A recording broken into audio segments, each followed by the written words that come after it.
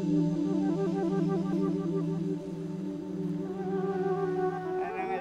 have always lived in this region called Arnhem Land. Our people were nomads, always moving from one place to another, carrying their few belongings with them. That is why we know the forest so well. In the forest, we know how to get everything we need.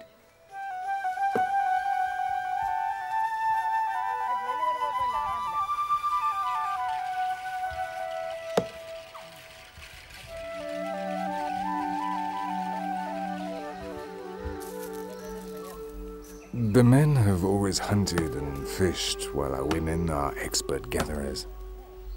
They know where to find edible fruits and roots, and how to get honey, which is one of our favorite foods.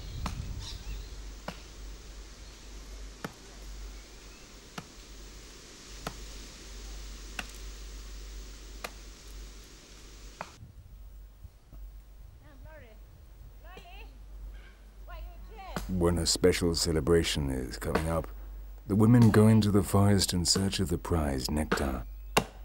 Here the termites again play an important role. In the high branches of the trees, the bees take advantage of the holes made by the termites to construct their honeycombs.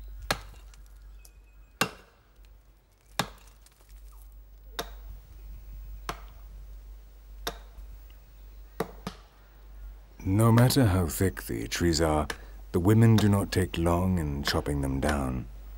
Inside, they are hollow like enormous termite hills.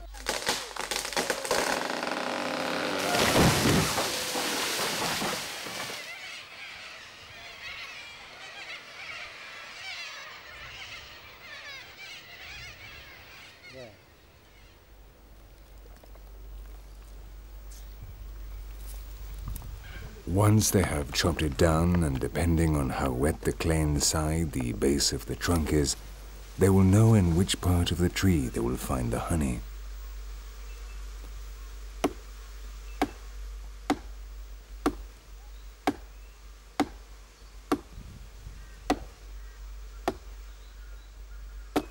Patiently taking turns with the axe, the women make cuts in the trunk until they find the honeycomb.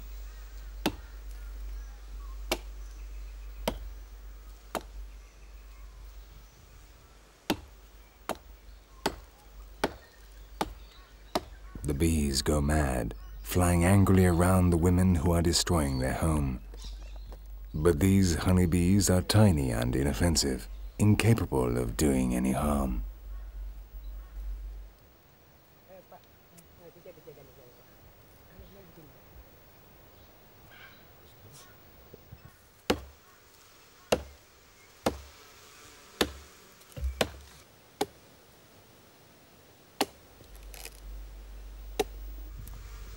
The honey is inside capsules of wax, which means large pieces can be collected without spilling it.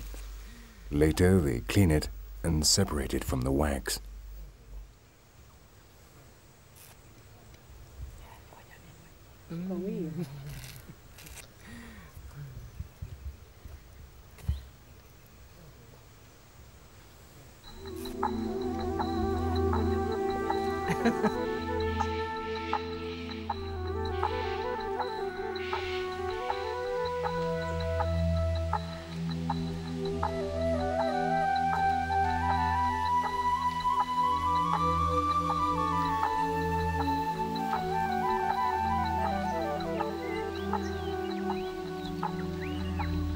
Gathering has always been very important for us.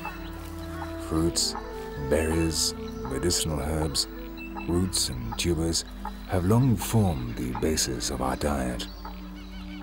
The women have always worked in the forest, carrying out these tasks. No one knows nature like they do. Depending on how flexible the lianas and the stems of the plants are, they know whether or not the roots are big enough or tasty enough to be cooked. They collect yams which grow wild in the humid areas. Their work is very dangerous. They disturb the vegetation, and you have to be careful how you treat nature, because before long she will get angry and attack you in one way or another. They often come across the king brown, one of the most poisonous snakes in the world. Its bite is always fatal.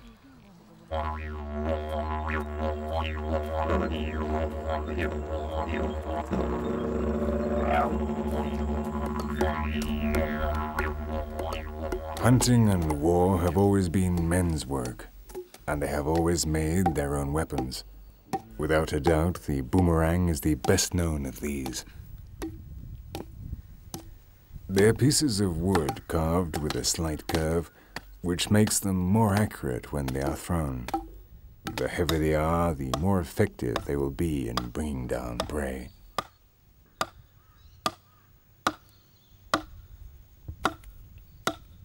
Our most expert hunters are capable of hitting an animal from over 160 meters. Normally they hunt small animals, though the most sought-after prey, which brings the hunter the greatest prestige, is the red kangaroo, the biggest of all. Despite what most people think, a real boomerang does not come back. The tourist and the souvenir industry has invented devices decorated with designs from our culture, which they sell as if they were authentic boomerangs. These do come back, after describing spectacular curves in the air. But for us they have no value. They are no good to hunt with or anything. The efficiency of the boomerang comes exclusively from its weight and the curvature, which makes it easier to handle.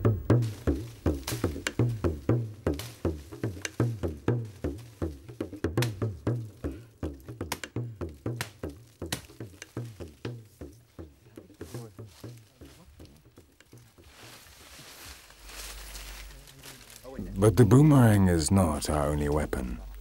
In the jungle, we cut flexible rods of bougainvillea with which we make spears and harpoons for fishing. In fact, the spear is our best weapon. We used them in our fight against the white men who invaded our country and drove us off the land that belonged to us.